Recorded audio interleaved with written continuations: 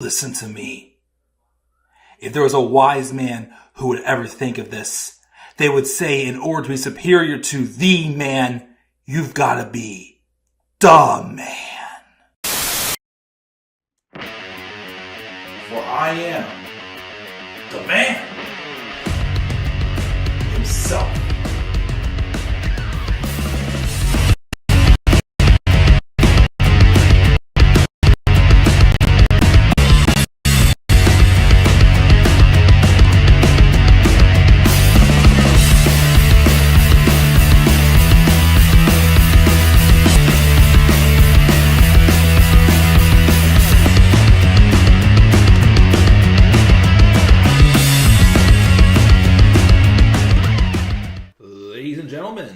Boys and girls, what is going on? How y'all doing for this late Sunday night review?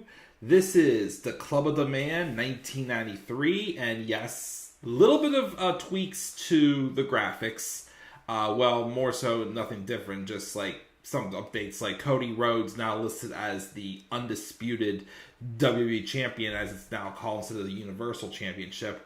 Austin Theory and Grayson Waller are now holding the WWE Tag Team Championship belts, which again, I do really like those designs. And then I just gave Logan Paul and Bayley a different PNG as well. Just, I don't know, because I like those ones better, I guess. I don't know. But updates to those graphics. But we are here live tonight for my review of this past week's episode of Friday Night SmackDown and night one of the 2024 WWE Draft, which took place in Cincinnati, Ohio. And of course, we all know that the current New Japan IWGP World Heavyweight Champion, whichever you call it for New Japan, Jon Moxley, of course, is from. We're going to look back at everything happened on the show, recap night one of the draft, and then just call it a night. I do have to get up a little earlier tomorrow than usual, so I don't want to be out here too long, but I did promise you guys a live review, so I'm here doing that.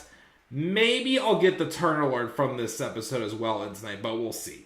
Of course, I got a lot of other things to do, and of course, got to prepare this week as we will have a preview, but I will not cancel the Raw and SmackDown reviews. Of course, I'm doing Raw live because of the draft.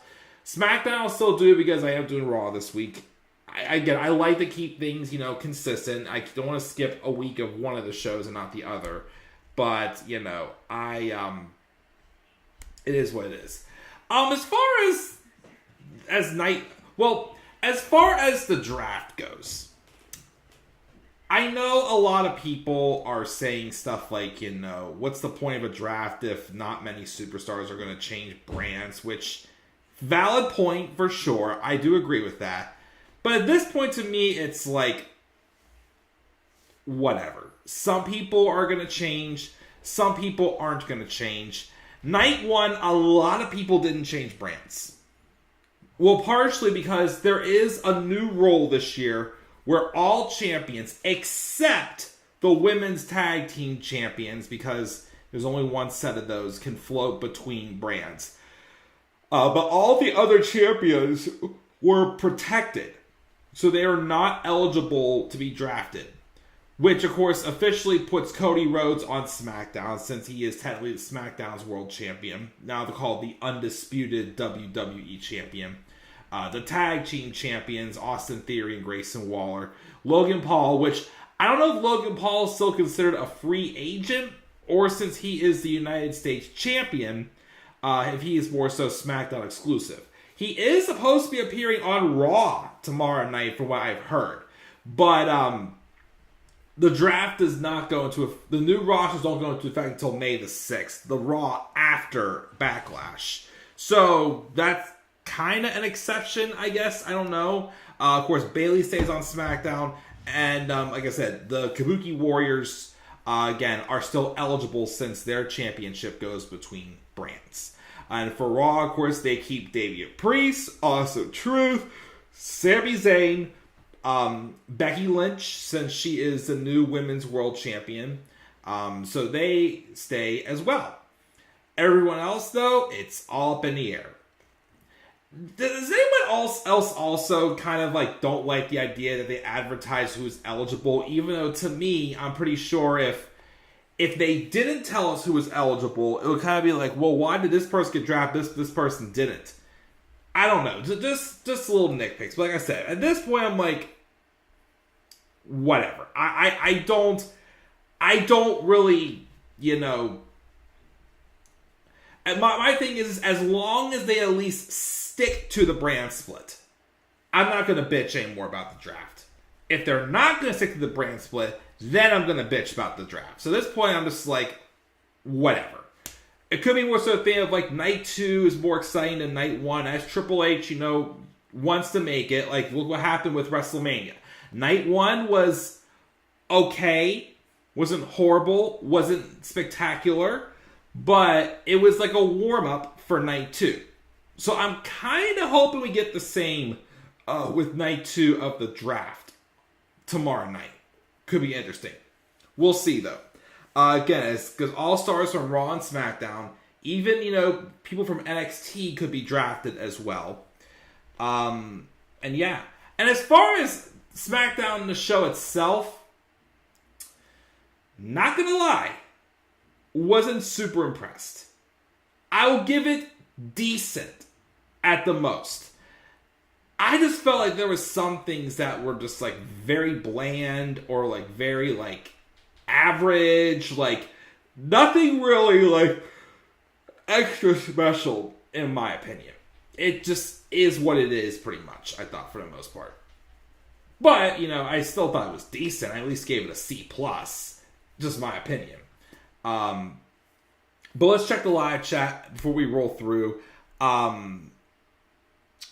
Tyler says, hey, Mike, thank God AJ is staying on SmackDown. He's staying on the house that AJ Styles built. Even though I keep saying I am very surprised he is. Because, again, I heard a couple years ago he got moved to Raw because he wanted to be able to be with his kids on weekends. AJ, though, I keep hearing, is admitting that his body's starting to catch up to him. So he may be done soon. Tyler thought that Orton should have gone to Raw. Only reason why I think Orton should have stayed on SmackDown is because Cody's on SmackDown.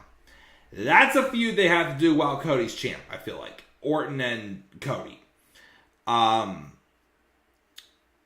He thought it was a good show. And how many times will Ray get backstabbed? Oh, yes. We will talk about that as well. And we got Robbie One Kenobi in the live chat saying, Mikey! I thought night 1 overall was a good show, but still disappointed in terms of draft picks. WWE needs to go back to the original format of Raw, SmackDown, and NXT compete for draft picks.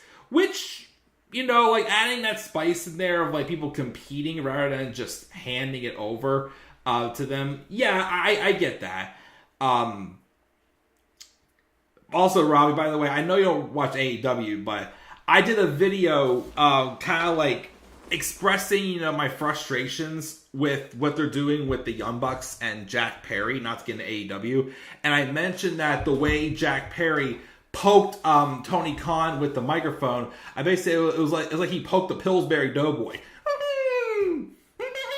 Because it was bad. I got my steam out on that. We're not here to talk about that, but I just had to throw that out there. I almost made a short, but I just didn't have the time. Maybe I still will make a short about that. About Tony Khan getting poked like the Pillsbury Doughboy. Tyler, just call it the WWE Championship. I agree. It doesn't have to be called the Undisputed WWE Championship. Yeah, just WWE Championship is fine, to be honest. AJ and Cody should main event Backlash. I think they will. Robbie thought Zoe Stark should have been drafted to SmackDown. Would have been cool with that. Even though both her and Shayna did get drafted to Raw in the post-show on Twitter, they got drafted separately. I thought they may have been drafted together since they're a team, but they didn't. Drew is staying with WWE, which is good. Yes, I do agree. I think if Vince was still around, I think Drew would have left. Because I don't think they would have invested in like the heel persona that he has right now as much if Vince was there. So I I do feel more confident about Drew staying this time. Ross, you can already tell Triple H is fully in charge of creative when he implemented the Champions Protected rule. Vince totally crapped all over that when Bianca and Rhea were drafted last year. Yes, and for a few weeks until we finally got the new championships, we were having the Raw Women's Championship being defended by SmackDown superstars and vice versa, which it was awkward as hell. But we're at least away from that now, at least. No more belt swaps.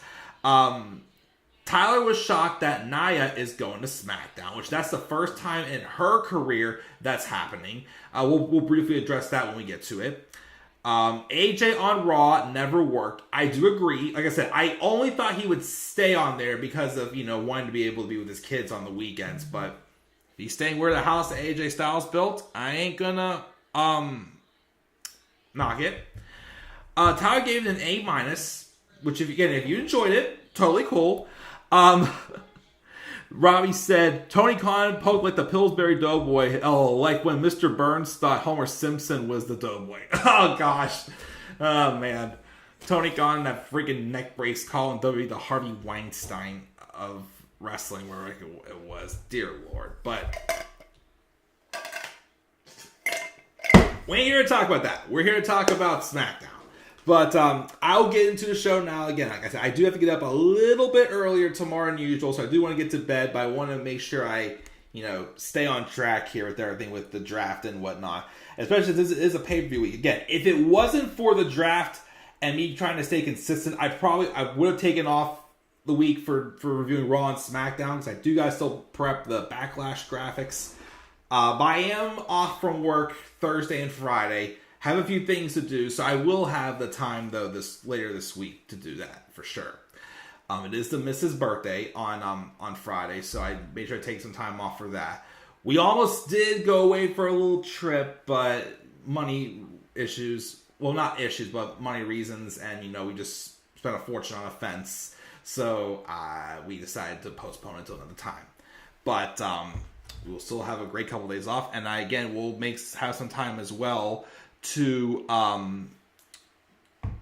make sure I have some time to make sure I post some more content, because I'm trying to get back on track again after I've been a wee bit off for the past month, which is how busy I've been. But it's life; it happens.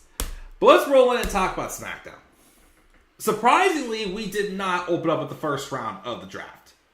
We opened up first, actually, with Paul Heyman being interviewed backstage, explained that Roman Reigns withdrew from this year's draft. He says he's not going to hog number one draft pick when he's not coming back anytime soon. Now the pressure is on Nick Aldis, since SmackDown picks first on night one, to have to think about who his first pick is in order to make history in a brand new era. And Heyman himself is intrigued. I kind of expect that, to be honest. Roman does not, especially with him probably taking more time off now that he no longer has the title, he doesn't need to be brand exclusive, I feel like. So, him being a free agent, totally cool with me. I even kind of predicted that myself, so I'm cool with that. So that, and again, Champions Protected, so I'm like, works for me, makes things a little bit, unpredictable, and kind of giving some new people that tops rub as the number one draft pick, could work out well. Especially for one guy, him.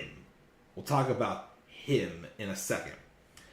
But the show opened up with Corey Graves in the ring, which, a little story, by the way, I want to mention, share really quick.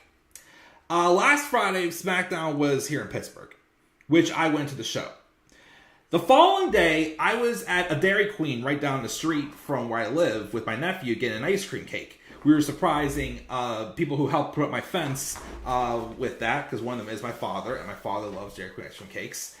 I walk in, and the cashier looked almost exactly like Dominic Mysterio.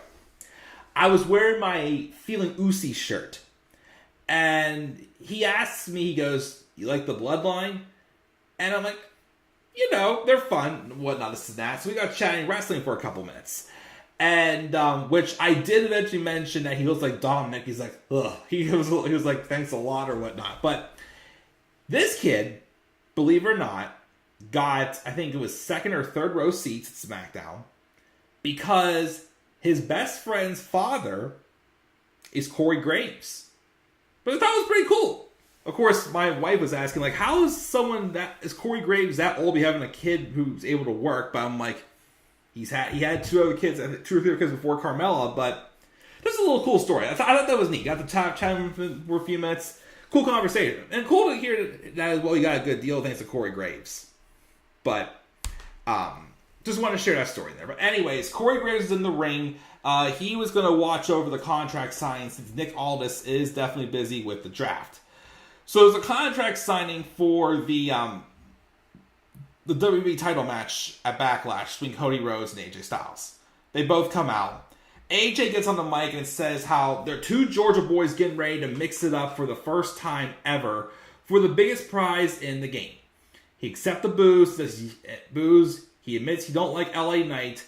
And he got under his skin, but he got his composure back and realized he is phenomenal and beat LA Knight to earn the right to fight Cody at Backlash. Unlike LA Knight, he respects Cody. And they haven't crossed paths yet. But they've been down the same roads. They had to prove themselves outside of WWE. And he bets they got advice, the same guy, as to how to stand on their feet and get on their way. That, of course, is the American Dream, Dusty Rhodes. He learned a lot from Dusty. He was a good man. He taught him how to carry himself and how to carry the weight of a champion. And he looks at the title and says he knows that the weight of the belt is more than just leather and gold. And he's going to carry it when he wins at Backlash. Styles signs a contract. Cody takes over and asks Cincinnati what he wants to talk about. Says they're not a locker room on earth that doesn't respect AJ Styles. He respects him and he respects the path he's walked on. But the respect goes by wayside at Backlash. He can hear it in AJ's words. He doesn't think he can carry that weight. But the man that trained him told him it's not about winning the title. It's about keeping it. Which, again, it's what Cody has now shown now. Like, is he better as the hunter? Or is he better as the champion? Which, of course, we're seeing so far, especially with this feud. Like, the match is going to be great with Cody and AJ. But, again, it's a typical, I respect you, but I'm going to take your title from you type storyline. Which it kind of gotten a lot of times. And I know AJ Styles is getting, up there. He has admitted recently that, the end is near for him. It's starting to catch up to him for sure. He's 46 years old now. Yet he's in phenomenal shape. No pun intended. But the story's a little simple. Simple and just hype it up as a first time ever match, which nothing wrong with it, but AJ's supposed to be a heel. Why isn't he showing a little bit more of a heated side, I feel like? I don't know. It was an okay promo. We want more heat. We don't want Cody to kind of be the guy who just seemingly just has these matches where we know Cody's going to win. Honestly, and I'm just being real, to make this interesting, because on the post show, they got drafted to SmackDown too. I still wouldn't mind if they wanted to pull a swerve on us. Have AJ win the title at Backlash because of help of the OC. And him and the OC were forming. But I don't think Cody's dropping a title that soon. And I gotta be real. When I talked about in the video about the recent releases, and I said how some people feel like damaged goods, I hate to say it, but the OC kind of feel like they're damaged goods as well. They've taken way too much damage that there's not much to really help them. Because, they came back, but it's since they came back, it's it doesn't feel like they've really been taken that seriously. So, that would be a nice swerve to see AJ rejoin the OC again, but I don't know if it would still work at this point. But it would be a nice swerve to see that happen there to make this feud a little more interesting, in my opinion. But probably asking for a little too much, but, that's just all I got to say there. when Cody signed the contract, though, he then said it'll be a match that's never happened before, but it's not a dream match for him. It's a must-win for him. And he offers AJ a handshake, and Styles says it was beautiful to see him finish the story, but it's a shame his reign will end at Backlash, and then he shakes Cody's hand and leaves. And as that happens, Triple H came out, endorses Cody, and he wants Cody to be with him to announce the first picks in the 2024 draft. Of course, Cody announced for SmackDown, and Triple H announced for Raw. The first pick for SmackDown was Bianca Belair. The second pick, Triple H announced for Raw, Yeet. I like how quickly Hunter says Yeet when he says it. Like, he's trying to, say it cool, but he's also trying not to sound too cool, saying like, Yeet. At least it doesn't sound like whenever Vince tries to imitate something, but, Anyways, but the first pick for Raw was main event Jey Uso. Then we had, for SmackDown, probably my favorite pick of the night, because it was this early, Carmelo Hayes, who, of course, did make a few appearances on SmackDown earlier this year, but went away for a bit whenever he turned heel and feuded with Trick Williams. Whoop that trick! Whoop that trick! Which, by the way, he did beat Ilya Dragunov on NXT last week. I do expect Dragunov to be drafted tomorrow to either Raw or SmackDown. Probably SmackDown, because I think at some point we're going to have to get him and Gunther again, and I think Gunther's going to SmackDown, because I still think he's going to be the one to eventually dethrone Cody. But yeah, Carmelo Hayes was drafted in the first round, which I like that they gave him that first round rub. That's one thing that they did well on the show, is they already established Carmelo Hayes on the main roster, and then the final pick in the first round was Seth Rollins. Carmelo Hayes, though, comes out, says when they talk about who's next and the hottest out, they call him Carmelo Hayes. And he tells Cody, ever since he's won the title, he's been saying, if you come for the king, you best not miss. And that's one thing about Carmelo Hayes, is when he shoots, he don't miss. And he can't think of a better way to shoot his shot on SmackDown than to shoot it against him. Cody Rhodes then says, fortune favors the bold, but nobody wants to see him in action tonight, do they? What if he forgot his gear? But that's right, though. He didn't forget his gear, and he's absolutely 100% ready, and he accepts Carmelo Hayes' challenge. And then they shake hands, and Cody shakes everyone's hand. And that's our main event later on in the show, which, again, is Cody Rhodes and Carmelo Hayes, which was a very nice showcase match. Put them on pay-per-view, though, they would definitely have an outstanding main event match. But what we got later on in the show was a nice showcase for sure for Carmelo Hayes. He lost, but they at least made him feel like that he is going to be a big deal down the line. So that's how we opened the show. Then we had the LWO versus Legado del Fantasma. Probably, which it was Dragon Lee and Rey Mysterio versus Angel Garza and Humberto Carrillo, or just Berto as they call him now. Probably the blow-off match to this feud, because I think they're going to have...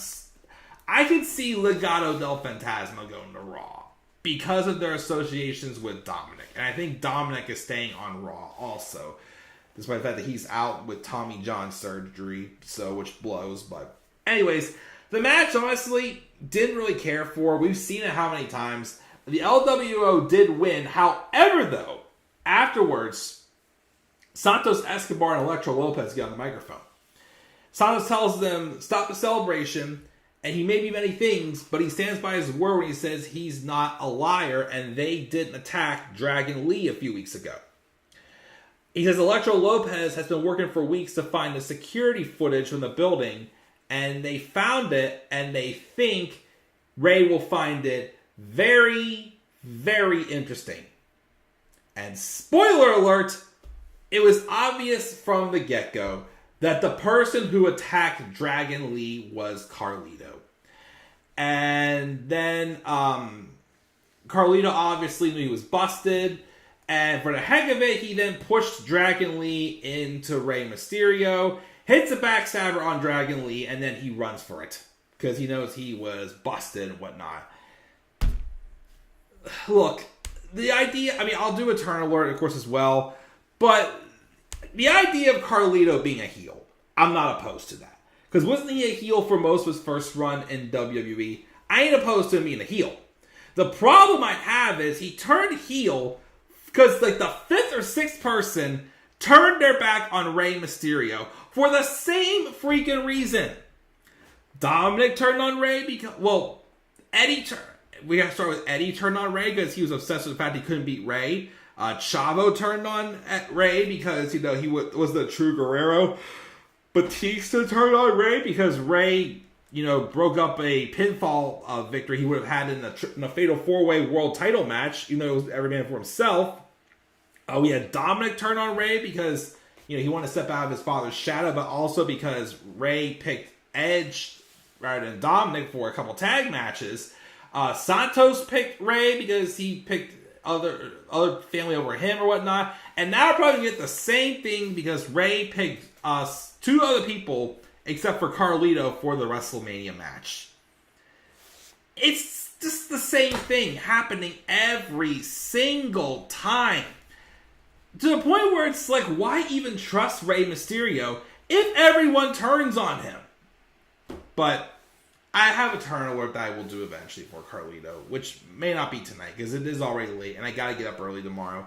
But yeah, that's the only problem I have is the fact that it's the same story we're getting. Same reason why everybody turns on Rey Mysterio, to a point where it's like, why don't Rey just turn heel for a change, I don't know. Gotta swerve us somehow. Other than that, it's just the same thing over and over and over again. But, as always, what do I know? It's just, man. Anywho, we move on, of course, from there to the second round of the draft. Wait, we didn't get there yet. First, we had Bron Breakker squashing Cedric Alexander. Poor Cedric. Although he was drafted to SmackDown with Ashante the Adonis, and they've been teasing a tag team between them. When they were in Pittsburgh last week, we were walking in, and there was a dark match going on. I think it was Cedric and Ashante versus the OC. And I believe Cedric and Ashante won. Had another one like the old classical songs for their theme. Can't remember what it was. But hopefully, this was just a fluke thing here where they had Braun absolutely squash Cedric. Because again, Cedric should be much better than this. But Bron Breakker did win. Afterwards, Nick Aldis was backstage, ran into Tiffany Stratton. And, of course, she wants a title match. But then, of course, Nick Aldis tells her that, you didn't beat Naomi last year. You're 1-1. So you two will face each other again. And the winner fights Bayley at Backlash. At the same time, we have the next legends who are going to be sharing the draft picks. As Michelle McCool came out to represent SmackDown. And Tori Wilson came out to represent Raw. So they went through those draft picks, which were, hold on, got a little far past. Randy Orton will stay on SmackDown. And again, I think he should because of the fact that he has to, I think at some point, you gotta do him and Cody, I feel like. So there's that. Bron Breakker is moving to Raw. I think Raw has a little bit more of a fresher roster, so I think that's where he can definitely thrive. So I'm cool with that. Nia Jax, for the first time, is going to SmackDown. The whole time she's been in WWE, excluding, of course, her, 2-year absence she had. She's always been a Raw superstar, so it's a very fresh coat of paint for her. Somebody pitched the idea maybe Nia can join the Bloodline now that she's on SmackDown. Which I'm not going to lie, in-ring ability, I would take it.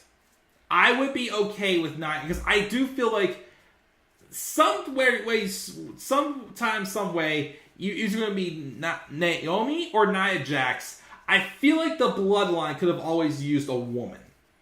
So if it's Nia Jax, honestly, I ain't gonna bitch. And then Liv Morgan, of course, is staying on Raw as well. Speaking of the Bloodline, we get a recap of the beatdown on Kevin Owens from last week with the Crimson Mask and the blood. It was just nuts.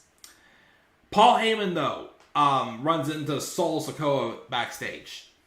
And he apologizes for not getting to the door, but Solo demands, have we been drafted yet? Heyman explains that Roman himself withdrew from the draft. With all these new members, the GMs don't know what bloodline they're actually getting.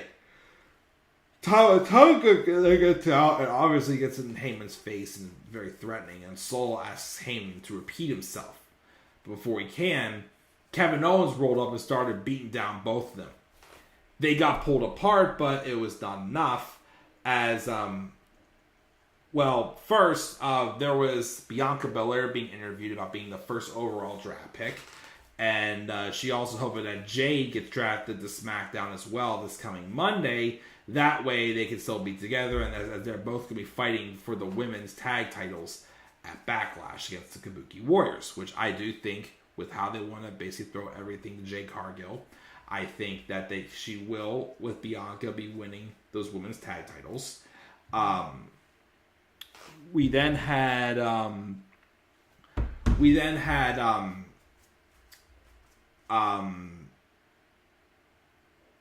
Kevin Owens and Tama Tonga continued to brawl out into to the ring.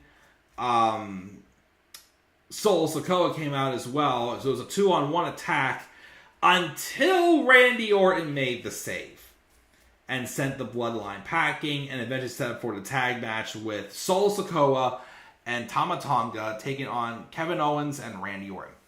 I think one or two things is going to happen in that match at Backlash, as of course I predict as well. I think either Randy Orton will turn heel on Kevin Owens, or I think that's where Jacob Fatu will debut. As I thought Tama Tonga was Jacob Fatu. He is not, but I'm pretty sure with the rumors he is coming, and he probably will be in this new Bloodline stable.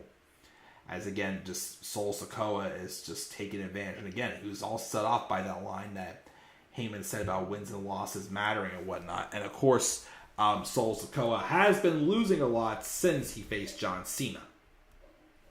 But anyways, we then had the Dudley Boys be the ones who announced round 3.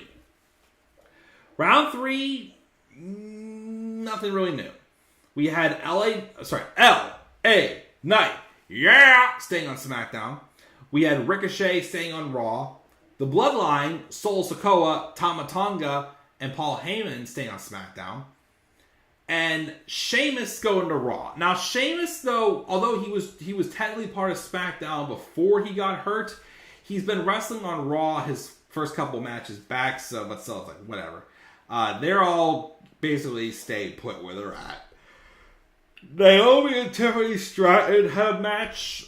Match was fine, but Nia Jax didn't want to waste her time making her name well heard, as she did run out and attack during the match, ending it in a no contest, I guess. But it led eventually to there being a triple threat being announced for Backlash, which is Bayley, Naomi, and Tiffany Stratton. Obviously another kind of like holdover match pretty much, but I'm sure, they'll get their times to shine there as well. With Tiffany Stratton, of course, getting her first official women's championship shot. We have B-Fab and the Street Profits backstage chilling, talking about how they're going to face A-Town Down Under for the tag titles next Friday on SmackDown. Not at the pay-per-view, but on SmackDown next Friday. And they say their shtick. And then we had Teddy Long and JBL coming out to announce round 4. Before that happened, though, we saw backstage with Karrion Kross and Scarlett Bordeaux and AOP attacking New Catch Republic. So I guess that's their next feud. Even though if they are going to feud, Authors of Pain need that win. Again, I just don't know. I still feel like they should have waited till after WrestleMania to introduce the Final Testament, because they haven't really benefited so far being together. I feel like it's something that should, but maybe that'll be the case and this will help. And again, I love the New Catch Republic, but if they're doing a feud with them in AOP, I think AOP do need to win it. Just my opinion. But then, of course, we then get the picks for round 4. AJ Styles stays with SmackDown. I was a little frustrated with the fact that they didn't pick him until round 4, even though he is currently the number 1 contender for the world title, but whatever. We had that.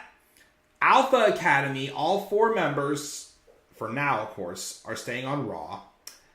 Andrade, who was signed by Raw when he first came back, is moving to SmackDown, which honestly, if you want to do another feud, do AJ Styles and Andrade Cien Almas, which would be awesome. We should call him that again, but he's still Andrade. And then the final pick for SmackDown's edition of the draft was NXT's Kiana James. I don't really know much about Kiana James. I know she was women's tag team champion with Fallon Henley, or whatever the heck her name is, like 2 years ago. I think she was kind of playing the character where she was trying to be like the devil on Fallon Henley's shoulder, or whatever the heck her name is. And she never really gave in to her pretty much. So that's all I really know about her. But we'll see what she brings to the table for sure. There's definitely a couple other women would have drafted before her, but we'll see what happens. We also got a hype reel for Kiana James, and she's interviewed at the Performance Center. And then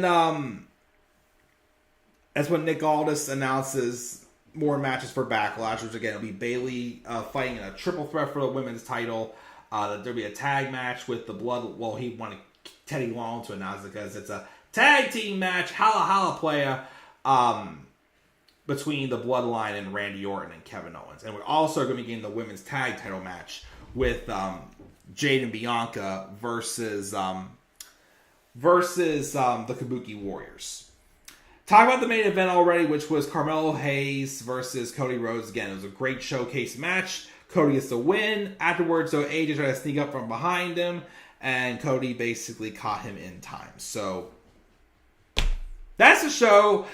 As a show itself, I'd give it a C+. Like I said, nothing really like that great happened. In my opinion, it was kind of average, if I'm being honest. But then after SmackDown in the post show, we did have 7 more picks, I believe it is. And the first one was the OC, Gallows and Anderson, and Mia Yim are all staying on SmackDown. We have Shayna Baszler staying on Raw. Zoe Stark is staying on Raw. Again, I'm surprised they didn't draft them together. We then have Cedric Alexander and Ashante the Adonis staying on SmackDown. Cedric was considered a free agent this past year, so him actually getting the brand is cool with me. And I look forward to see what they do with Cedric and Ashante. Raw also got the unholy union between, which is Alba Fire and Isla Dawn. I think Isla Dawn's been dealing with an injury, which is why they haven't been on TV much, but hopefully that's a fresh coat of paint for them, because they've really not done much at all since coming up, but hopefully that'll change this time. SmackDown then calls Baron Corbin back from NXT. I'm interested to see where Corbin stands now. It seems like that he did make some improvements going back to NXT. I personally kind of got a little more intrigued by him with his recent interview with Chris Van Vliet. It really showed that, he does kind of know what he's doing. Like, he explained a thing where he always has refused to kick out of someone's finish. Because a piece of advice he was given when he first started wrestling was from The Undertaker saying to protect your finish. And he basically just wants to do that. And only when it's special people kick out. Like, stuff like that, other things. Like, the guy does know what he's doing.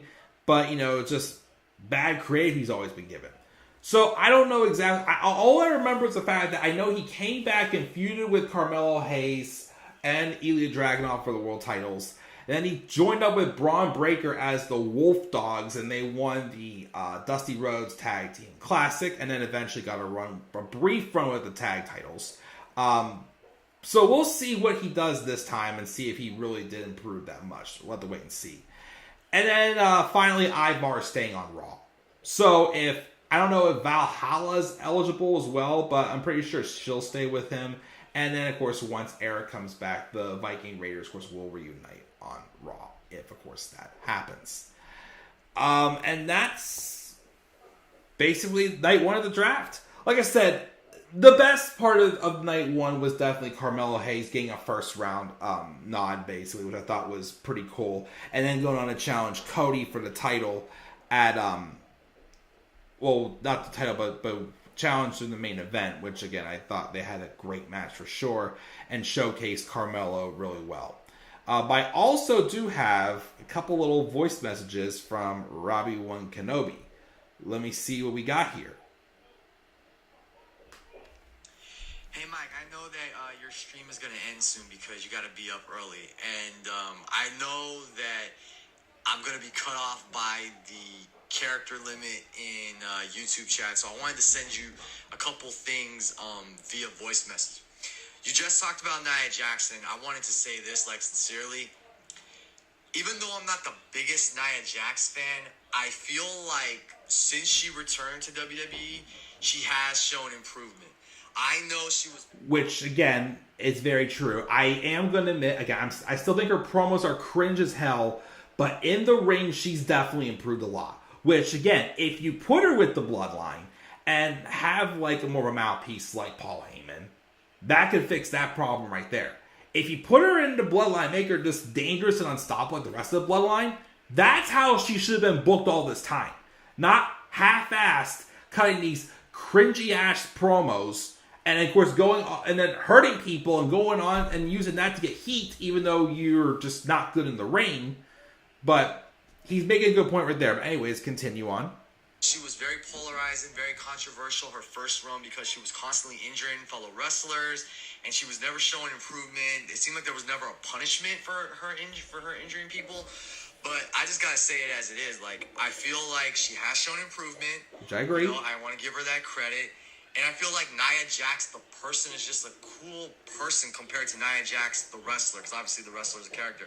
But yeah, I wanted to just pay acknowledgement to Nia. Which, yes, I'm pretty sure Lena, whatever heck her last name is not a bad person.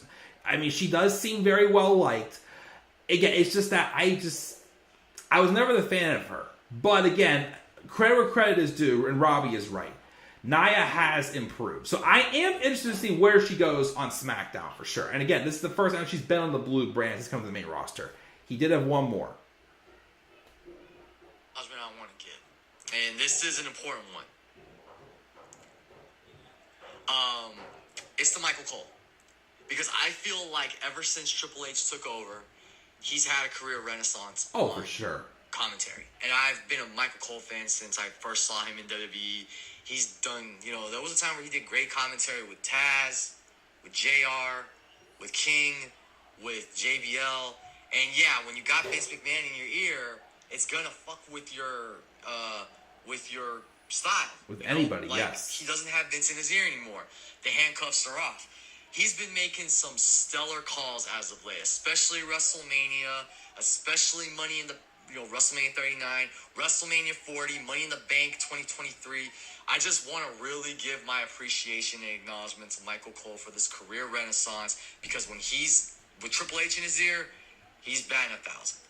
Oh, for sure, yes. Like, I knew Michael Cole was good on commentary when he was on commentary in that first NXT UK tournament they had.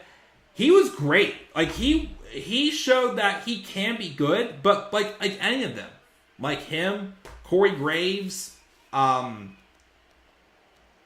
Young, of course, as well. Even she talked about how she gets screamed at by Vincent in her ear for like no reason whatsoever.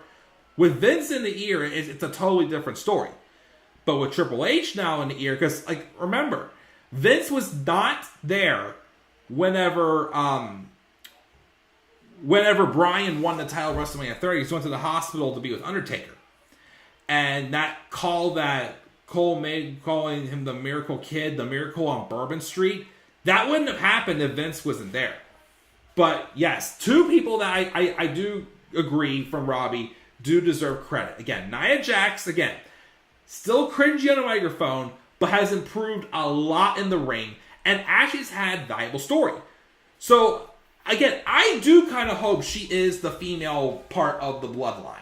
Because I feel like, again, that and having Paul Heyman, kind of like being her mouthpiece or whatnot, that will help. If they're going to make the Bloodline even more dangerous now with this new, dangerous persona from Solo, I think she will excel in the role. So I'm excited about that. And heck, for crying out loud, if eventually they do turn Roman Reigns face, they could do a 4-person mixed tag with this new Bloodline with Solo, Tama Tonga, Jacob Fatu, and Nia Jax taking on Roman Reigns, the Usos, and Naomi. I think that would work out pretty good if I'm being honest myself. But yeah, great valid points. Like I said, I thought the episode of SmackDown was decent. Like I said, there was some stuff that I thought was very average, just was what it was. Not horrible, but not really nothing really got me that excited really. And again, like I said, the draft, yes, there could be some new things new rules, somebody may get more draft picks, something like that than that. It's a very basic setup. So to me, I'm again, as long as you actually, stick with the brand split, I'm not going to bitch about the structure of the draft. Because again, I've always been pro brand split if they stick to it because it gives people more opportunities. When they're doing that dumbass wild card rule like they were, and they're basically having the same people on both shows, that's where I get pissed off. So, I'm whatever about the draft. I'm thinking tomorrow may be a little more exciting, though, with Raw, since there's more rounds, more picks. Like I said, I do expect to see Ilya Dragunov be called from NXT, maybe a few others. Again, I still really like how they gave Carmelo Hayes a first-round spot. That, I think, was definitely the best move they made on night one. But, let me know your guys' thoughts in the live chat, then we'll get out of here and go to bed.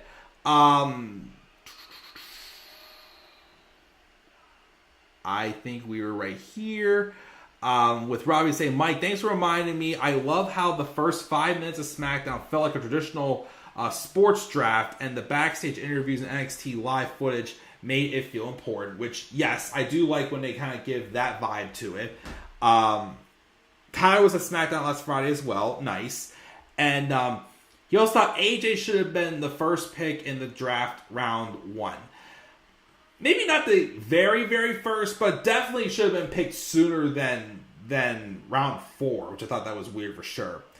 Robbie said, I also like the different approach of the contract signing. Both men spoke their piece, signed the contract, and they didn't brawl and put someone through the table like previous ones. Yes. He also felt like all he sees on Facebook lately are posts hating on Cody as champion. I saw one comparing him to Swerve Strickland, how Swerve has wrestled 3 times and Cody just once. Again, I'm not going to say Cody's a bad champion. I think they're trying to make him like a workhorse champion, which I think that makes some people assume that, okay, he was going to be great as a chaser, but not as good as a champion. But again, it's way too soon to determine that. If he's a workhorse champion, fine. I mean, that's not that. I'm not saying that's boring, but he will have his more personal feuds at some point. Again, him and Randy is one that's got to happen. Him and The Rock will happen as well. I'm sure him and Gunther also is going to be a thing happening too. So we'll see when it happens. We have Beatrice Roca as saying SmackDown. Okay. Robbie says, the man has only been champion for almost a month. Give him more time than that to establish himself as a credible champion. I'm sure Cody will do fine and root for him for a strong reign. Exactly. Dragunov for Raw, so he reignites his rivalry with Gunther. But I wouldn't mind seeing Dragunov versus Tyler Bate and Pete Dunne in the future as well. I agree, yes. But I still think Gunther's going to SmackDown because I still think he's going to be the one to eventually dethrone Cody. So I think Dragunov should go to SmackDown as well. But yes, getting him in the ring with like Gunther again. They had 2 incredible matches, or 3 maybe? No, it's 2 because they had one on NXT UK and the other NXT TakeOver 36, I think it was, when he dethroned Gunther. But yes, and of course Tyler Bate and Pete Dunne. I don't know how awesome they are. Cody versus Melo was a good main event, but I hope Cody didn't injure himself because his shoulder pain scared me. Cody did have an injury scare as well. Is Donovan Fat having surgery because he denied rumors recently? Really? Because I heard he was having Tommy John surgery. Maybe it's a ruse. We'll have to wait and see. Just stop having Ray being betrayed. I agree. Like I said, it happens all the time. He had a brief Carlito had a brief face run with Ric Flair as well when he teamed with his brother Primo, but most of his run was as a heel. Cool. Randy Orton is more of a Raw guy. I do agree with that. Like I said, the only reason why I think he's on SmackDown is because eventually they do want to do him and Cody, I feel like. Teddy Long got gypped. He should have come out to his classic theme song rather than behind JBL's. Yes, I do agree. What would you predict for the future of the LWO, and how would you rate their reformation overall from WrestleMania weekend to now? Hit or miss potential, good while it lasted.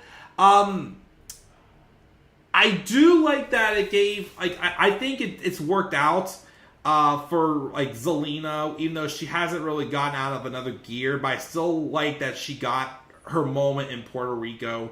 I think that people do like her, is that she just has to find the right opportunity to really shine, I feel like. I do think it did improve Cruz del Toro and Joaquin Wilde, especially Joaquin Wilde. Oh gosh, that jump he does off the top rope and soars is phenomenal. Like, I think they've gotten better since being in NXT. So has it helped? Yes, but it is starting to kind of run its course a wee bit.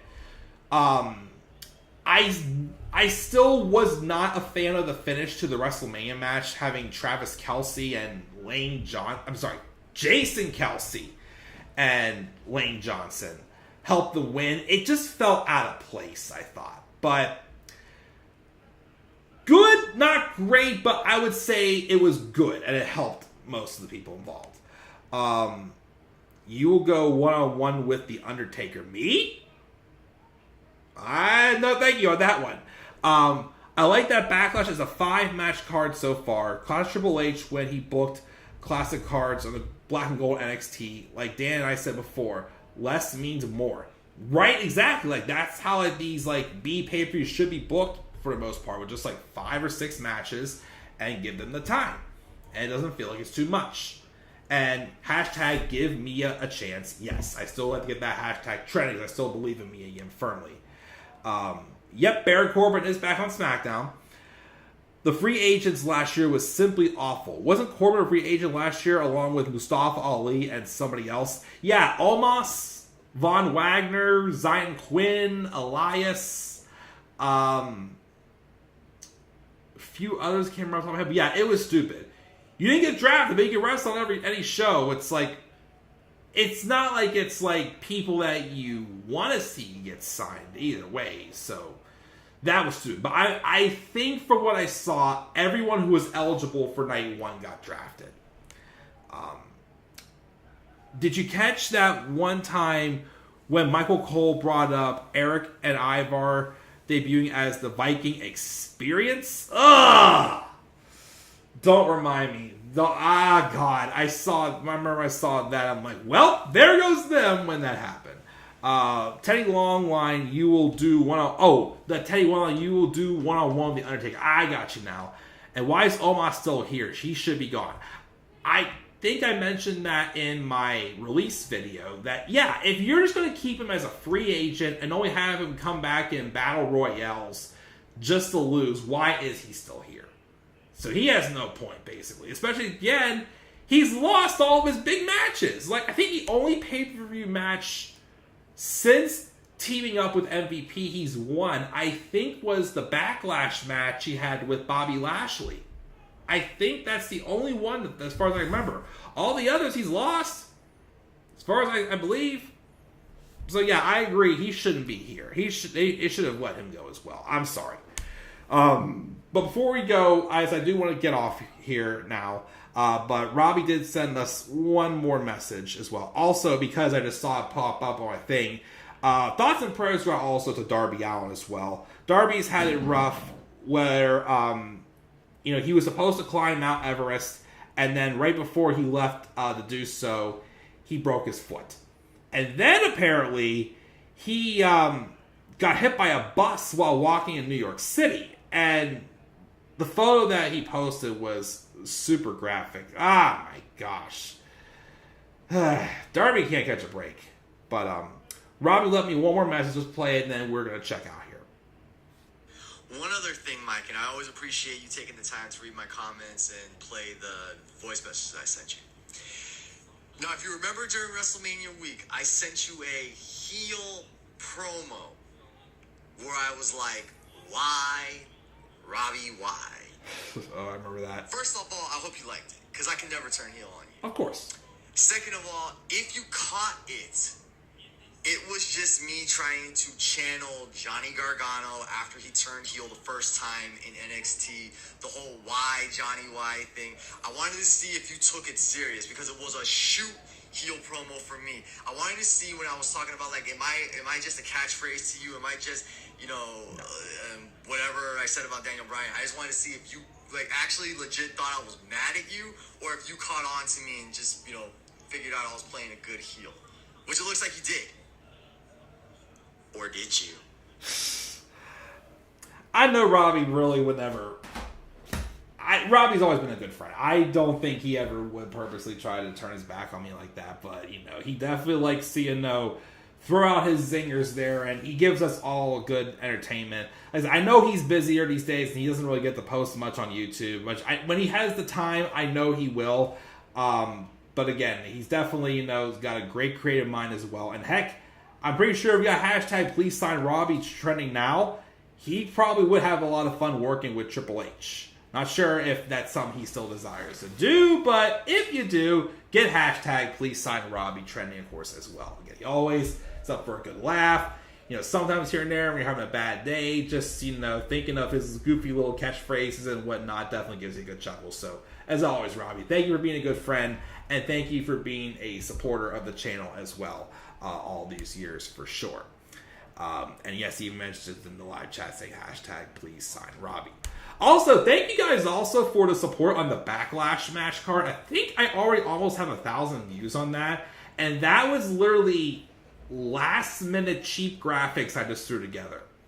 And being like a week and a half till the pay-per-view, being that late, I'm very surprised at the turnout so far. So thank you guys for that for sure. And yeah, I thought this was for a show that I didn't feel like had like a lot that happened. This was a fun stream. Like I said, I would love to do live streams more, but like I said, I can't because I'm just a lot busier. Again, this it's life. But again, I want to continue to do this as long as possible. There's definitely a lot of things I still got to get back to. Mostly like video game stuff, some baseball news. I still have some other like fun wrestling videos that I do want to make that I have ideas for. And again, since I have, Photoshop and After Effects, I still want to look into some tutorials, refresh my memory from some of the skills, and again, tweak up the intros or even share these projects that I'm doing as well here on YouTube as well. So again, as always, much more to come to the channel for sure. And with that being said, guys, I think I will call it a night here. Thank you again for joining me live. But again, I do got to go to bed. I do have to get up for something important in the morning before work. Maybe eventually you guys will find out some good news. We'll have to wait and see. But yeah, until then, guys, what are your guys' thoughts on night 1 of the draft? What are your guys' thoughts on this week's last episode of SmackDown as well? Again, I will continue posting shorts for the draft picks from night 2, and then like I did last show, I'll probably post one big full video, which did do a lot of good views, I will say, last year. So I do hope to do that again this year as well. So without further ado, guys, please leave guys' thoughts down in the comments section below. And be sure also, as always, to slap a like on the video and subscribe for more content on my channel. And follow me on Twitter as well at the Club of the Man 93. You can also follow me on TikTok and Instagram at the Club of the Man 1993. Which, by the way, based off of the shorts I did when I posted them all on TikTok, I did gain a lot of more followers on TikTok. I don't know if it's going to get banned or not based off of stuff that's happening. But yeah, I have I think I gained maybe 20 more followers on TikTok. Again, I don't really post much besides advertisements anymore. Pretty much, I would like to try to post a couple little funny little shorts here and there. But yeah, just thank you guys for your support on any social media platform. Again, whether it's Twitter, Instagram. I know I'm probably the most active on Instagram. I've really slowed down on Twitter over the years. Again, I've thought about deleting my Twitter, but again, I know that most of my more loyal followers follow me on Twitter. So I would like to keep that platform there as well. Again, I have a lot going on, so I don't get to usually live tweet as much as I used to. But again, I just do the very best that I could. Robbie left a few more things, saying, sign me and give me a chance to give Mia a chance by producing your creative. Yes. And he goes Seinfeld on me going, get a good look, Costanza. I'm sorry I didn't mention this a lot sooner, but I got into Seinfeld last year and loved the series in general. Again, Seinfeld junkie. And Dan's been watching it too. He just texted me tonight. He saw the secretary episode where George shouts, "I'm giving you a raise," while fooling around with the secretary. But yeah, and that's sitcom series too. I do want to review sitcoms again as well too. Again, I know I put a lot on my plate. I don't have the time for all this stuff, but at some point I should do sitcom reviews again. There's been a few more I've watched that I've gotten into as well that I wouldn't mind doing reviews for as well. So we'll see what happens. But again, guys, it's time for me to go to bed. Thank you again. Slap a like on the video. Subscribe for more content to come to the channel. Follow me on Twitter as well at the Club of the Man 93. You can also follow me on TikTok and Instagram at the Club of the Man 1993. And until then, guys, I'm checking out. I'll catch you guys all later. And do not forget, in order to be superior to the man, you've got to be the man. And for I am the man himself. And that is not just an opinion, my friends. That is a fact of life. Yeah!